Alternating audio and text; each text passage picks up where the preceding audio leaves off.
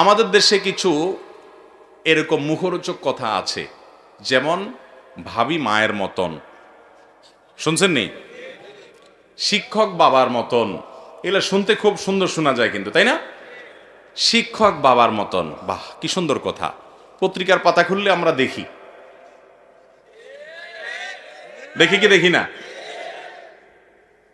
পরিমল, অমুক তমুক শিক্ষক, কিন্তু এরা সব এই শিক্ষক নামের কলঙ্কদের নানান কুকীর্তি পত্রিকা খুললে দেখা যায় কি যায় না?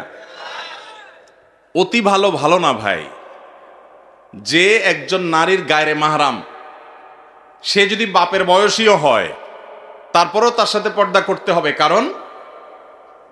কারণ এর সাথে এই মেয়ের বিয়ে বন্ধনে আবদ্ধ হওয়া কি আছে? জায়েজ। যারা বলে ভাবি মায়ের মতন, তাদেরকে বলবেন যে আমার ভাইটা যদি মারা যায় বা এই মহিলার তালাক দিয়ে দেয়, আমি বিয়ে করতে পারবো কি পারবো না? যারে আমি বিয়ে করতে পারবো সে আবার মায়ের মতন কেমনে হইল? কি বলেন? শিক্ষকের সাথে ছাত্রী বিয়ে হতে পারে কি পারে না? যার সাথে বিয়ে হতে পারে সেই সম্ভাবনা আছে, সে আবার বাপের মতো কেমনে হইল? বাপের সাথে বিয়ে হতে পারে? তাহলে যার সাথে বিয়ে হতে পারে না তার সাথে তুলনা বাপের সাথে চলে, যার সাথে বিয়ে হতে পারে সে আবার বাপের মতো কেমনে হলো? অতএব এই সকল শয়তানি স্লোগান, এই সমস্ত শয়তানি মুখরোচক কথা শোনা যাবে।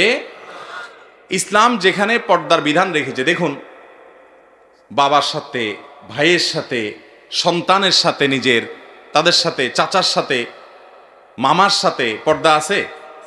শরীয়তে তাদের সাথে কোনো পর্দার বিধান? আপন মামার সাথে, আপন চাচার সাথে, আপন ভাইয়ের সাথে, নিজের সন্তানের সাথে, নিজের বাবার সাথে একজন মেয়ের কি পর্দা করতে হয়? একজন ছেলে তার মায়ের সাথে, বোনের সাথে পর্দা করতে হয়? যেই জায়গায় রিস্ক নাই সেখানে ইসলাম বলছে পর্দা করার দরকার। এই জায়গাগুলোতে কি রিস্ক আছে? নাই। এগুলোতে দুর্ঘটনা আলহামদুলিল্লাহ সচরাচর ঘটনার কথা কল্পনাও করা যায় না। কিন্তু ইসলাম যে জায়গাতে পর্দা করতে বলেছে, যেমন কথার কথা চাচাতো ভাইয়ের সাথে, খালাতো ভাইয়ের সাথে, মামাতো ভাইয়ের সাথে পর্দা করতে বলছে কি বলে না? এই জায়গাগুলোতে রিস্ক আছে না নাই? অঘটন ঘটে কি ঘটে না? বাবির সাথে পর্দা করতে বলেছে দেবরকে, এখানে অঘটন ঘটে কি ঘটে না? শিক্ষকের সাথে পর্দা করতে হবে ছাত্রীর, কারণ তিনি গায়রে মাহরাম, তথাকথিত বাবার মতো না, তিনি স্বামীর মতো, কারণ তার সাথে বিয়ে বন্ধনে আবদ্ধ হওয়া কি আছে? জায়েজ। অতএব বয়স যাই হোক না কেন তার সাথে ইসলাম পর্দা করতে, এখানে রিস্ক আছে না নাই? এই জন্য ইসলাম কি করতে বলছে? পর্দা করতে। এই পর্দাটা অযথা বলা হয় নাই, এটা নারীর সেফটির জন্য, নিরাপত্তার জন্য, সামাজিক স্থিতিশীলতার জন্য, শান্তির জন্য, অশান্তি দূর হওয়ার জন্য, নারীর প্রতি অবিচার, বৈষম্য, জুলুম, পাশবিক নির্যাতন, পুরুষকে তার চরিত্র হেফাজত করা, স্বাভাবিকভাবে সমাজের সব কিছু যেন ঠিকঠাক থাকে এবং অস্থির না হয়, সেজন্য ইসলাম পর্দার বিধান দিয়েছে।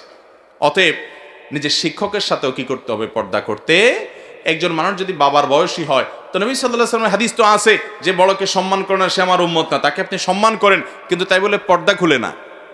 যে শিক্ষা প্রতিষ্ঠান পর্দা করতে বাধা সৃষ্টি করে সে শিক্ষা প্রতিষ্ঠানে পড়ারই দরকার নাই, জায়েজ নাই। এবং আমাদের সাংবিধানিক অধিকার প্রতিটা মানুষ তার ধর্ম পালন করতে পারবে। সেই অনুযায়ী কোনো মেয়ে, কোনো ছেলে যদি তার দিন পালনে অসুবিধা তৈরি করার কোনো শিক্ষা প্রতিষ্ঠান, তাহলে সেই শিক্ষা প্রতিষ্ঠান সংবিধান লঙ্ঘন করছে।